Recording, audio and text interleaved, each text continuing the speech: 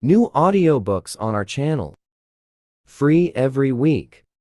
Subscribe and click on the bell so as not to miss. Joe Navarro Body Language Dictionary. How to correctly interpret people's behavior. Text read by Viktor Bobkov. This book is dedicated to the love of my life. To my best friend and first editor of all. What do I do to my wife? Treat Hilary Navarro. If language was given to man to hide your thoughts, then the purpose of the gesture, expose them. John Napper. Introduction. In 1971, when I was 17 years old, I don't know why, I started keeping a journal of observations of people's behavior. I wrote it down there. A variety of forms of nonverbal signals, so-called body language. At first it was common, well-known body movements. Interested me in their nature. Why do people roll their eyes when they don't trust the interlocutor? Grab your neck, hearing bad news. Then more subtle observations were added to them. Why women talking on the phone, fiddling with their hair, or why they arch their eyebrows when they meet. Someone wasn't paying attention to such things and did not give them any importance. But curiosity awoke in me. Why do we do this? Where did such a wealth of small movements come from? What is their purpose? I agree. An unusual hobby for a teenager. My friends thought so too. There was nothing at that time, except trading baseball cards and tracking statistics for the season. Wasn't interested. I was much more curious to study subtleties and intricacies of human behavior. From the very beginning, that's how it happened, that it was more convenient for me to write down my observations on separate cards measuring 7 by 12 centimeters. At that time, I was not yet familiar with the works of Charles Darwin, Armored Glory Malinowski, Edward Cold, Desmond Maurice, and your future friend, Dr. David Givens, giants in the field of human behavior. I was just interested. Characteristics and reasons for the behavior of other people, and I wanted to save these observations for the future. I couldn't even imagine. Same as 40 years later, I will continue to expand my collection of observations. Now, there are several 1,000 cards in it. I hardly could have imagined in my youth that I would later become an FBI special agent, and for 25 years, I will use my observations to search for criminals, spies, and terrorists. However, given such keen interest to the background of human behavior could have been allowed in this scenario. My parents brought me to the USA, fled the communist regime in Cuba. I was an 8-year-old boy and didn't speak English. To quickly integrate into a new environment, had to watch carefully and try to understand what is happening by nonverbal signals, something that English-speaking children took for granted. It was foreign and unusual for me. My whole new existence has been reduced to deciphering only language, which was clear to me. Body language from Pazzi's facial expressions. Softness in the gaze, tension on the face. I learned to interpret the meaning of that. What I heard was how I determined it. Who I like. Who cares about my existence? Who's mad at me? Who did I upset? In a foreign country I survived thanks to my powers of observation. I had no other way. Of course. American body language was different from Cuban. Americans spoke in a different rhythm and with other modulations. Cubans stood while talking, close to each other, and often touched the interlocutor with their hands. In America, it was customary to keep your distance, and random touches could cause a hostile look. Or something worse. My parents worked 3 jobs, so they had no time to teach me such things. I had to figure them out on my own. Gradually understood the local culture and how does it affect nonverbal cues. Although in such terms at that time of course, I haven't had surgery yet, but clearly understood that people behave differently here, and that without knowing these differences, I can't get by. I developed my own form of scientific research. First observed dispassionately and double-checked, and only after making sure that there was a nonverbal signal, not an individual feature, but a recurring phenomenon, put it in my file cabinet. As it grew, they began to emerge. Certain patterns. Start with that most nonverbal signals can be attributed to markers of mental comfort or discomfort. Our body is quite accurate and in real time conveys information about our internal state. Later I found out that many comfort markers originate in the so-called mammal brain, that is, in the limbic system, responsible for our emotions. I have witnessed similar involuntary reactions in Cuba and now seen them among the Americans. At school or through the window of the corner diner, I saw people's eyes widen. I salute him, who they really like, and the eyebrows rise. I began to trust such universal gestures because they are authentic and very reliable, which often raise doubts. So these are spoken words.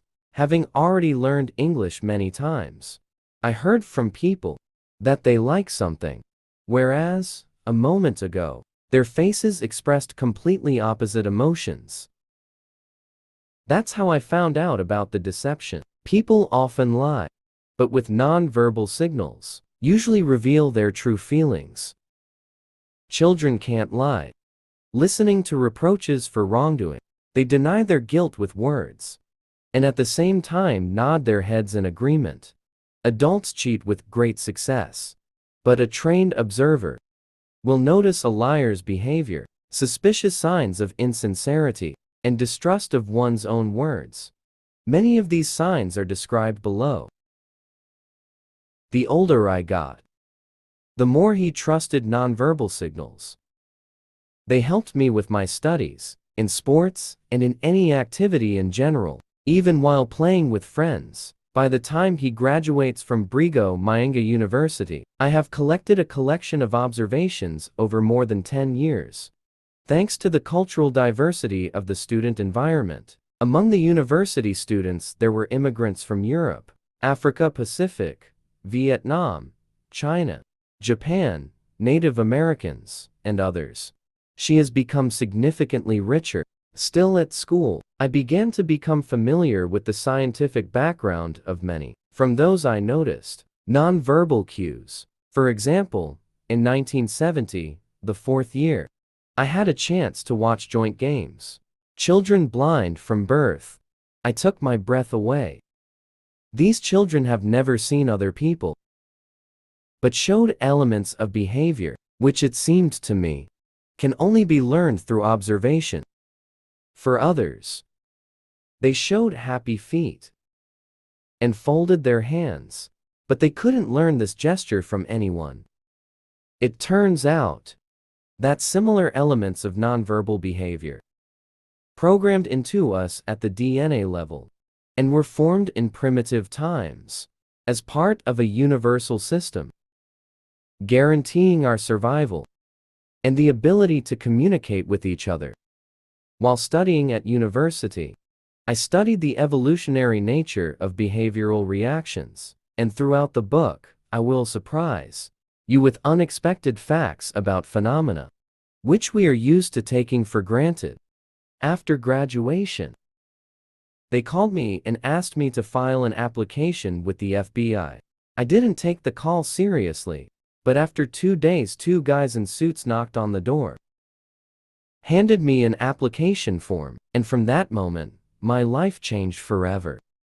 Was not uncommon for the FBI in those days. Look for talented youth on university campuses. Why did my name come up? Who named him? Still remains a mystery to me. I must admit, I was extremely flattered by the offer to become part of one of the most prestigious law enforcement agencies in the world. In the entire history of the FBI, only one employee was younger than me. At 23 years old, I again found myself in a completely new world for me. Although in many ways I wasn't ready to be an agent yet, I was fluent in one area of knowledge: nonverbal communication. Only here, I felt like a fish in water. Everyday life of FBI agents mostly consists of observation. Yes, you need to inspect crime scenes and make arrests, offenders. But the bulk of the work, this is communication with the population, surveillance and interrogation of criminals. And I was ready for this. I worked for the FBI for 25 years, the last 13 of which in the elite department of behavioral analysis, intelligence department outline. Only the most important ones got here. From the point of view of state security matters, thanks to which I had the opportunity to make the most of. Use your knowledge of nonverbal communication. On the shoulders of 6 employees of this department, selected from 12,000 FBI special agents, faced almost impossible tasks. Track down spies, moles and enemy scouts, encroaching on the national security of the United States under cover of diplomatic status. While working in the field, I honed my skills in interpreting body language. I have observed people in such situations, which cannot be reproduced. In the university laboratory, when you read scientific articles about the art of deception and nonverbal signals, you often come across authors from which it is immediately obvious they have never met a living psychopath in their lives, terrorist of a real member of the mafia or intelligence officer from the KGB. All their data has been received in laboratory conditions through experiments involving students, but they have little idea about the real world. No laboratory could replicate that. What I watched live. And not a single scientist can compete with my experience. More than 13,000 interrogations, 1,000 hours of viewing CCTV footage, a huge store of behavioral notes. Spending 25 years with the FBI became my graduate school. And instead of a dissertation, there are numerous spies, exposed through accurate interpretation, signals of their nonverbal behavior. After finishing his FBI career, I wanted to share my knowledge about body language with other people. The result of this endeavor was the book, I See. What Are You Thinking About?, published in 2008. The concept of comfort took center stage. And discomfort. A lot was also said about versatility and throughout the area, in the form of calming body movements, allowing our body resist exposure to everyday stressors. As an example, various types of touching the face can be cited. Or to the hair. I tried explain the origin of these universal gestures based on research data in the field of psychology, evolutionary biology, and cultural studies, to make their reasons clearer to readers. Book, I See What You're Thinking, became an international bestseller, was translated into dozens of languages, and sold over 1 million copies. Working on it, I didn't expect it to be so popular. After the book came out, I have repeatedly given lectures and constantly heard 1. Request to provide to readers even more information and present it in a more practical format. Many wanted to receive some kind of benefit. A convenient manual describing nonverbal signals, most common in everyday life.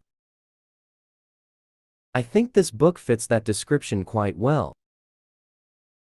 It consists of sections dedicated to different parts of the body, from head to toes, and includes more than 400. The most important elements of nonverbal behavior, collected by me over the years of my career. I'd like to hope that thanks to this book, you will learn to understand human behavior just as well as my FBI colleagues and I did. In your daily work, we applied our knowledge when interrogating crime suspects, and you can use them, as I did from the first day of my stay in the new country. That is, for a better understanding of people with whom they interact at work and in their personal lives. In mine, the best way to understand the thoughts and feelings of friends, business partners, and other subjects of social relations. Study the most basic, the way we interact with the world. That is, nonverbal signals. If you've ever wondered, why do we act this way or that way? Or what is the meaning of this or that behavior? Let's hope that I will be able to satisfy your curiosity. Try to reproduce the described actions yourself, to understand how they feel and look from the outside. Thanks to personal experience, next time it will be easier for you to notice them. If you're like me, I like watching people. If you want to better understand their thoughts, feelings of desire, needs and intentions at work, at home, in a learning environment, then be sure to listen further.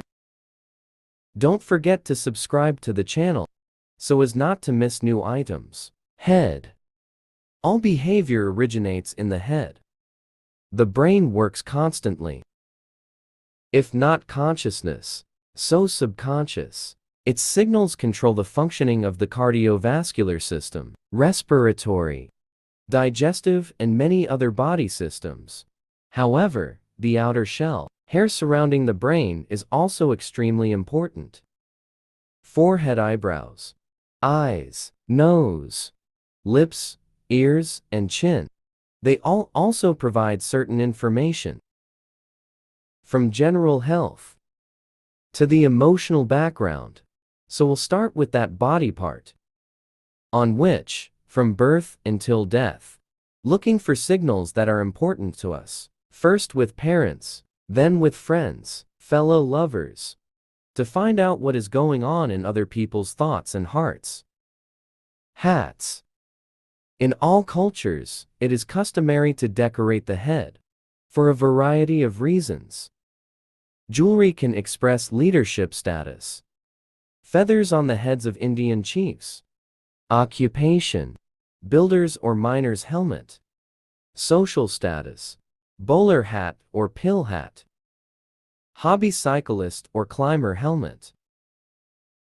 Religion. Cardinal's hat, Jewish yarmulke. Or loyalty to your favorite sports team, to the union. A headdress can tell a lot about a person. What place does he occupy in society? Which group does he belong to? What is his socio-economic situation? What does he believe in? How he sees himself? And even to what extent he rejects conventions and traditions. Hair. Hair covering the top and back of our head. Richest source of information from the point of view of nonverbal communication. Each of us, if not on purpose, so, at least subconsciously, draws attention to their interlocutor's condition. Unwashed, disheveled hair that has not been cut for a long time may indicate physical or even mental illness. Hair attracts, seduces, are applauded, repulse, or shock. Looking at them, sometimes you can even judge about the professional success of their owner. According to renowned anthropologist David Givens, hair is like an unofficial resume. Often reflect workers' position in a hierarchical system of organizations.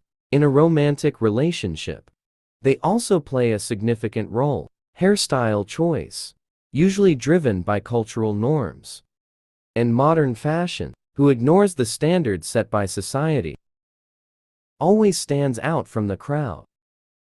Hair manipulation. Touching hair. Twisting on finger. Smoothing, and so on. These are forms of calming behavior. They are more common in women. This kind of manipulation may indicate, or in a good mood, if a person is reading or relaxing, or on internal tension, for example, before the upcoming interview, or during a rough flight. Note to the calming nature of such behavior.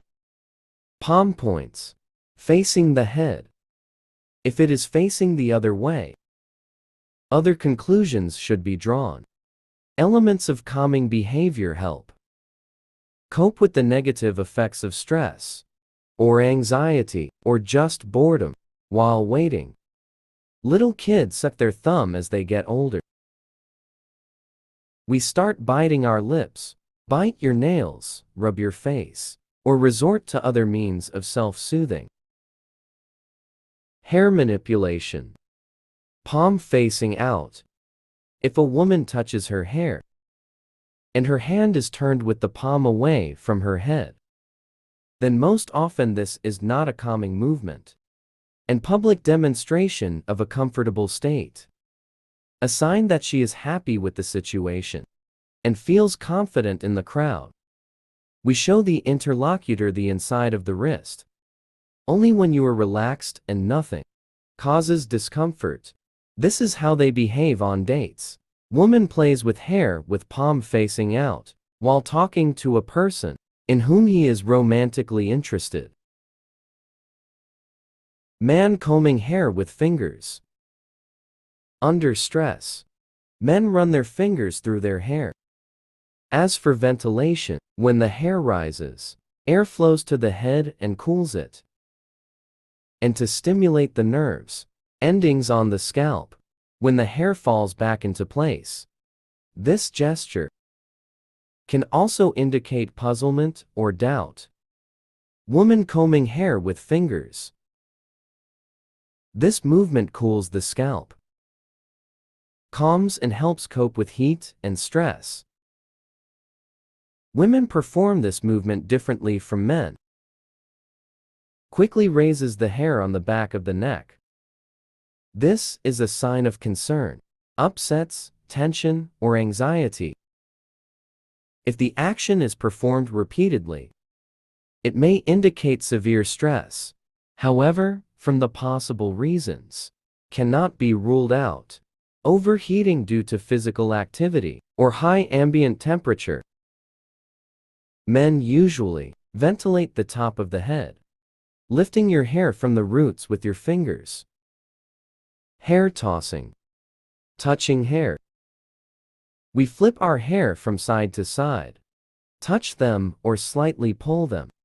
When we try, grab attention, potential romantic partner.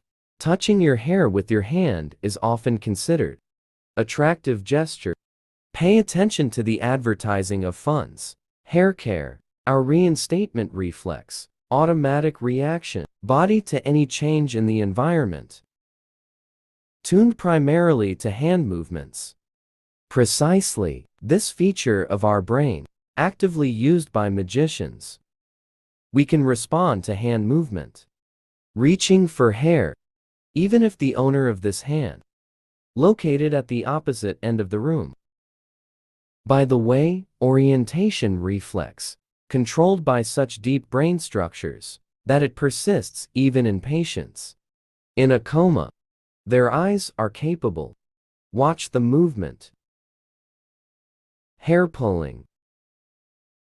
Intentional and repeated pulling out of one's own hair is called trichotillomania, most often seen in children and adolescents, those experiencing stress, but sometimes occurs in adults, men usually, pulling out hair from the corners of the eyebrows, whereas in women this disease manifests itself a wide variety of shapes. They pluck out their eyelashes and eyebrows, hair on head and arms. It is a reaction to stress factors, which are found even in birds, like nervous tics. Systematic hair twitching calms by stimulating nerve endings. Unfortunately, this habit can take acute forms, and in such cases require medical intervention. Nodding head. Nodding during a conversation, usually rhythmic, indicates that the person listens carefully and accepts the interlocutor's words, usually signals agreement. If this movement is accompanied by pouting lips, its meaning can change to the opposite. Nodding head contradictory. This gesture is typical of small children. For example, when a parent asked if you broke the lamp, the child answers negatively, but still nods his head. The body is always more honest than words, and it reveals the truth. I have seen such gestures in children, teenagers, and even adults. Pat on the back of the head. When we are puzzled or confused, we often start patting ourselves on the back of the head with our palms, or smooth your hair, there, painfully trying to come up with a solution. Thanks to tactile sensations and warmth from the hand, stress gradually subsides. Like most hand touches on the body, this is a form of calming behavior, aimed at reducing tension and anxiety. Head scratching. Scratching our head calms us down. When we doubt, we are disappointed, perplexed, or puzzled, that's what people do when trying to remember something or when they don't understand something. That's why this gesture. Teachers often see students thinking about test tasks. Scratching your head very quickly may indicate intense stress or anxiety. Or talk about it. What a person doesn't know. How to proceed. Smoothing hair. People smooth their hair with their palms, not just to put them in order, but also to calm down during times of stress, solve the dilemma, or while they are thinking about the answer to a question. With a very similar movement, the mother calms the child. Such a gesture can have instant calming effect. It may also indicate doubts or internal conflict, especially if it affects the back of the head. Scratching the head and belly. Simultaneous scratching of head and belly indicates doubt or surprise, and also signals uncertainty and mistrust, which is interesting. This gesture is found in many primates. Interlacing fingers behind head with elbows raised. Pose with fingers intertwined at the back of the head, and raised elbows is called a hood. A person becomes like a cobra, ready to attack. What makes it seem larger visually? This is a demonstration. Territorial dominance in the situation. Comfort and composure. Fingers intertwined at the back of the head. Form of calming behavior. Whereas elbows spread to the sides. Exude self-confidence. Such a gesture is rarely demonstrated in the presence of a person with higher status. Movement of hands to head. From surprise, sometimes from shock, disbelief, or extreme surprise. A person makes such a movement with his hands, like he wants to grab his head, puts fingers to ears, putting your elbows forward. He can stay in this position for a few seconds, trying to make sense of what's happening. This is a primitive self-defense reaction, arising in response to one's own or someone else's serious mistake. For example, when a driver crashes to your own mailbox, or when a player dribbles the ball towards his goal, interlacing fingers on top of head. This gesture is usually performed with the palms down, stands out among other topics, which seems to be caused by the desire to close my head. However, the elbows are wide apart. This indicates that the person is dumbfounded, found himself in a hopeless situation, mentally struggling with something, got into trouble as a victim of natural disasters, lost property after a tornado or hurricane, or that the situation is contrary to his wishes. Pay attention to the position of your elbows. As the situation worsens, they gradually descend and unite in front of the face, as if they were being clamped in a vice. Also, pay attention to the pressure. The worse the situation, the harder the hands press on the head. This gesture is completely different from the hood, when your palms are on the back of your head, and the person feels quite calm and confident. Lifting the hat. Ventilation. In response to an unexpected stressor, a person sometimes sharply lifts his headdress to cool the scalp. This is what happens when we get bad news during an argument or after a tense moment. For your own safety, please keep in mind what, in situations, rage-provoking road accidents, traffic jams, strip, a man takes off his headdress, shirt, and the like, often indicates an intention to start a fight. Forehead. From the cradle, we learn to read information from the faces of others. Even a baby a few months old reacts to folds gathered on mom's forehead and talking about it, that something happened. This strip of skin between the bridge of the nose and the hairline continuously informs others about our inner state. It is closely connected with the brain. What allow express our emotions to her instantly, accurate and noticeable to others. Tense forehead. Some people experience stress, a sharp tension in the forehead, as a result of contraction of muscles located under the skin.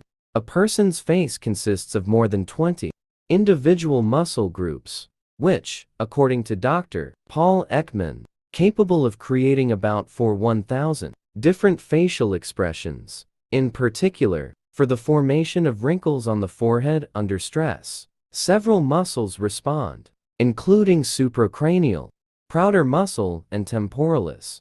Naturally, first, you need to observe the person's facial expression in a calm and relaxed state to study his basic facial expressions. However, characteristic forehead tension during severe stress can hardly be confused with anything. She's clearly talking about that something is happening to the person. Frowned brow. The appearance of folds on the forehead in response to some stimulus. It could be considered a reliable indicator that there are any questions or problems, or that the person feels insecure. A furrowed brow is usually associated with doubt, tension, anxiety, preoccupation. Keep in mind, which many people use now, Botox for cosmetic purposes, and it prevents the appearance of wrinkles on the forehead, and thereby can mask a person's true feelings.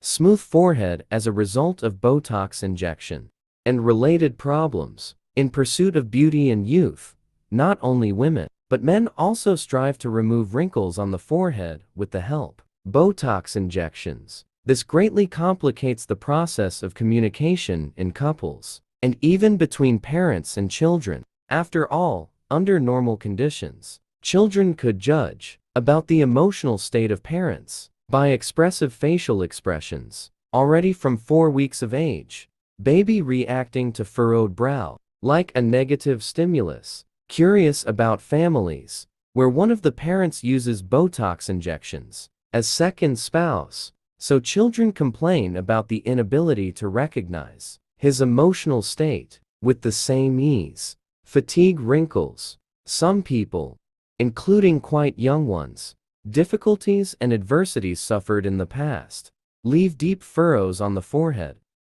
Life experience marks him with its traces of wrinkles, folds, and other irregularities. You can tell by a person's forehead that he lived a difficult and stressful life, or that he spent a lot of time in the sun. Having the properties of highlighting signs of fatigue on the skin. Sweat on forehead. Quite a high level of stress. Some people start to sweat a lot. Sweating is a highly individual process. The shirt starts to get wet after the first sip of coffee or first flight of stairs, so before you draw any conclusions, need to keep an eye on it. Behind the basic reactions of the organism being observed. Basic behavior patterns. These are normal reactions of a person in a calm state. or in the absence of strong emotions.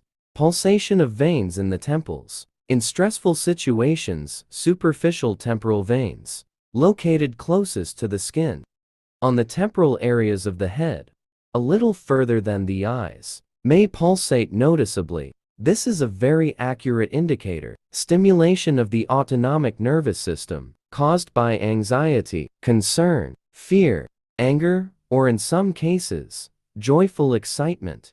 Thus, the brain automatically switches to survival mode. In anticipation of intense physical activity, such as flight or fight, and makes the heart and lungs work faster.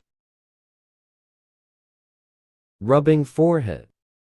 We start massaging the forehead for headaches, when we process information, or when something bothers us. Doubtful. This is a form of calming behavior, helping relieve stress and anxiety. Finger pointed at forehead. Point a finger at the forehead, or do the same at the same time, making rotational movements with your finger. This is an offensive gesture. Implies that the owner of the finger considers the interlocutor ill-informed, stupid, or crazy. Gesture is common to many cultures, found in Germany, Switzerland, and Austria, where it is considered extremely offensive, and in the USA, due to the expressed negative meaning. It should be avoided in communication. Palm on forehead.